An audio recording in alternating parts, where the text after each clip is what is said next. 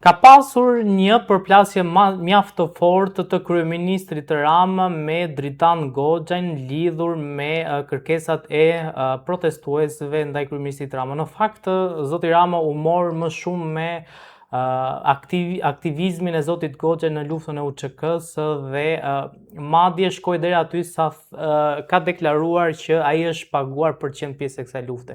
Për të folur për këtë dhe për protestën në Shqipëri, madje edhe për një lloj konflikti, le të themi, ose deklaratave të zotit Rama apo dhe eksponentëve të Partisë Socialiste se në këtë protestë është e përfshirë edhe lëvizja vetëvendosje, kam të ftuar në një lidhje direkte profesorin e njohur zotin Nexhmetin Sfaiu. Zoti Sfaiu, falenderoj shumë për kohën që gjetët për këtë intervistë.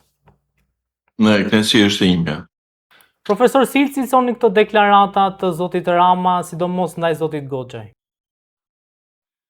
Po tani që protesta ka filluar të artikulohet dhe të shihet se kush është në fakt lideri më i spikatur aty, natyrisht që Rama do ta sulmoj Goxhajn në çfarëdo mënyre që është e mundur dhe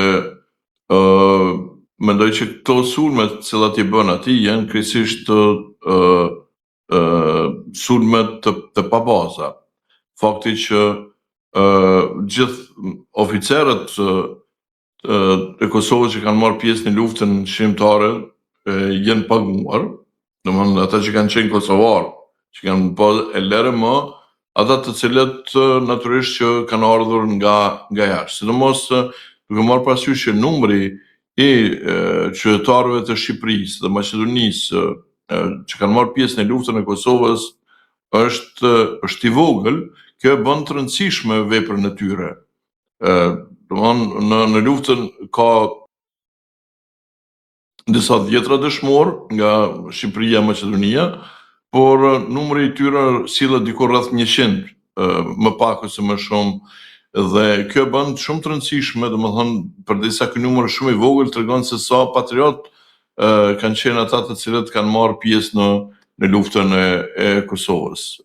Dhe sigurisht ndërta është edhe Dritan Goxhaj dhe jo pak e rëndësishëm duke marrë parasysh përvojën e tij ushtarake që si një oficer i shkolluar dhe prandaj të sulmosh tani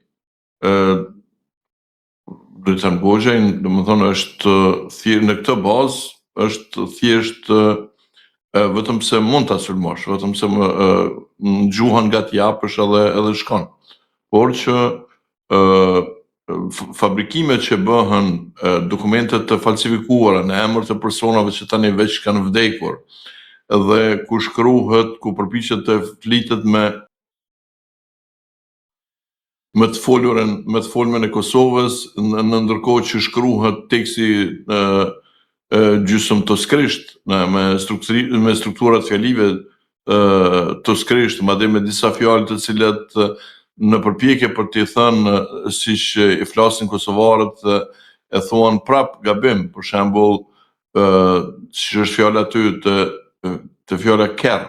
Kerr është në kosovarët e thonë qerrës, po i thonë edhe makinës, veturës, edhe karrocës.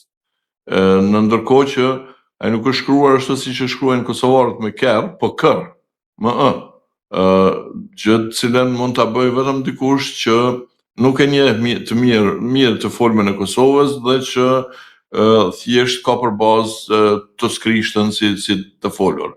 Duket që ky dokument është i fabrikuar dhe i bën madje fabrikohet në emër të një luftëtari tashmë të vdekur. Profesor, pse kjo zgjedhje e zotit Rama për të goditur zotin Goxhaj në fakt edhe për ta lidhur atë me Ushtrinë Shqiptare të Kosovës? Pra, apo tentohet që të përfshihet, po themi, në këtë lloj konflikti ose në këtë lloj protesta edhe Kosova? Jo, ai në fakt domethënë që nga protestat mercenarët e kryeministit Rama në Tiranë kanë rënë, domethënë në Shqipëri. Numrit, madje shumë edhe deputet i kanë heshtin, ministrat e tij heshtin, edhe më thonë vetëm përpiqen që t'i kthejnë shpinën, edhe tani ai tenton me angazhu mercenarët e vet në Kosovë, edhe tenton po ashtu me që duke treguar qenë se Dritan Goxha është një mashtrues që ka mashtruar edhe në luftën e Kosovës, po sjell dëshmi andej nga Kosova për të zbehur protestën, për të thënë mos shkonin mbas një mashtruesi. Por besoj që ai figura e tij Dritanit ka qenë mjaft aktive në mediat shqiptare, edhe në mediat kosovare po ashtu, dhe ata njohin mund si njeri inteligjent të guximshëm, dhe për vetë fakti që ai ka dënjuar të luftoj për Kosovën, tregon edhe patriotizmin e tij. Si shpjegoni që përveç kësaj, po themi, goditjes që i bëhet në lidhje me luftën në UÇK, i thuhet që je dhe agjenti i Iranit. Pra, pse kjo lidhje me Iranin, apo tenton Rama që të justifikojë protestën? Po, ja, ai sigurisht që tenton që të fitojë aleatët perëndimorë, që është e vërteta në protestën në Tiranë e përkrahin të gjitha shërbimet inteligjente anticioniste. Dhe por kjo nuk do me thonë që Dritani është spion. Edhe pse protestën mund ta përkrahin shërbimi inteligjent grek, ose italian, ose turk, ose iranian, ose të gjithë, besoj këta në mënyrën e vet e përkrahin të protestë, për arsyen që por kjo nuk do me thonë që njëri ndër ata më kryesorit në këtë protestë thjesht është agent i tyre. Jo, ai ka agentën e vet, ata të tjerët kanë agentën e vet, dhe kjo u përputhet. Përderisa protestuesit kanë interes ta rrëzojnë qeverinë Rama,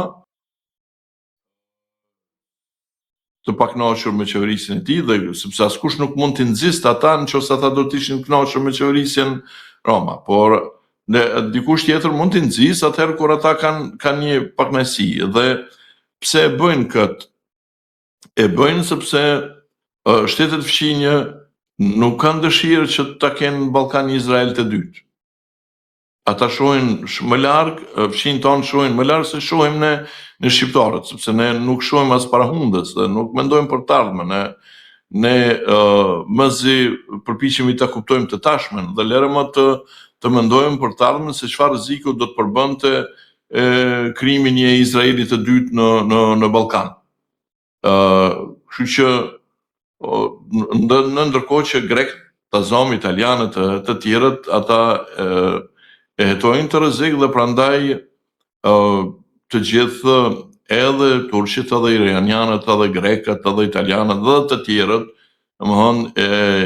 i japin zjarr protestës në mënyrë që ta pengojnë këtë proces.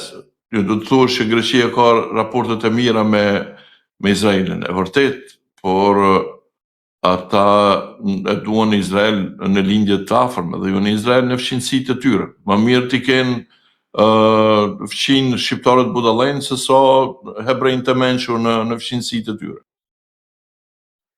Ka pasur mjaft akuza të zotit Rama ndaj lëvizjes vetëvendosje, duke aluduar se është e përfshirë në protestat e Tiranës. Sa qëndron kjo dhe çfarë të keqe ka nëse përfshihet? Jo, e para nuk duhet të përfshihen. Domethënë, qytetarët nga Kosova nuk kanë pse të marrin pjesë në protestën në Tiranë. Është çështje e qytetarëve të Shqipërisë nëse duan ta rrëzojnë një qeveri të tyre, të cilën e kanë ngritur me votën e tyre, apo jo.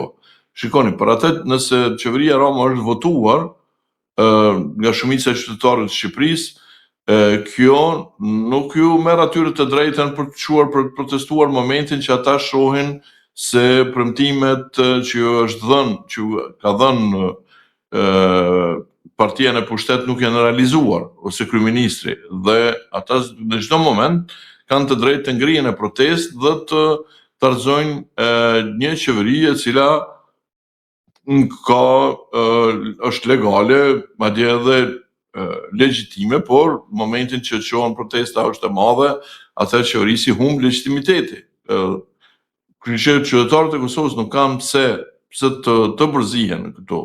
Thjesht këtë e bën Rama për të angazhuar këta mercenarët e vet në Kosovë, sepse numri i mercenarëve, do thotë në Shqipëri që përkrahin Edi Ramën po bie. Çdo ditë sa më masive që po bëhen protestat, aq më pak po bëhet numri atyre të cilët vëhen në mbrojtje të Edi Ramës.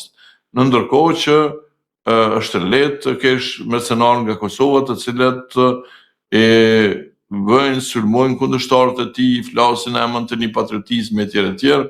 Në ndërkohë që nuk kanë pse të përzihen në këtë punë. Profesor, si e shikoni të ardhmen e kësaj proteste?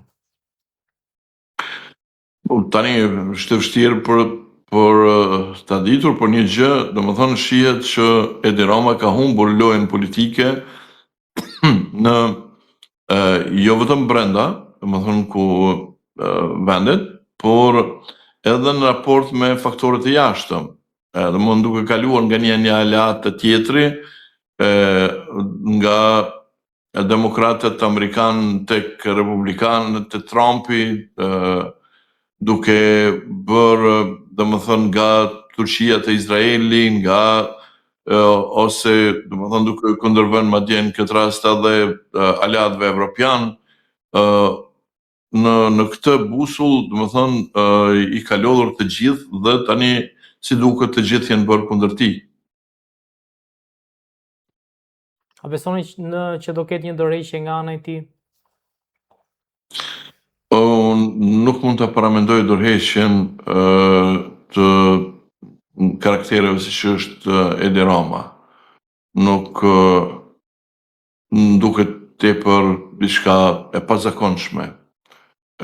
Se si do të hiqet nga pushteti, këtë mbetet për të parë.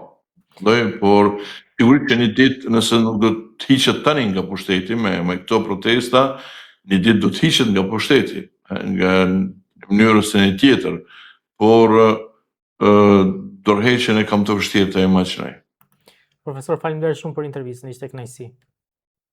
Çdo të mirë.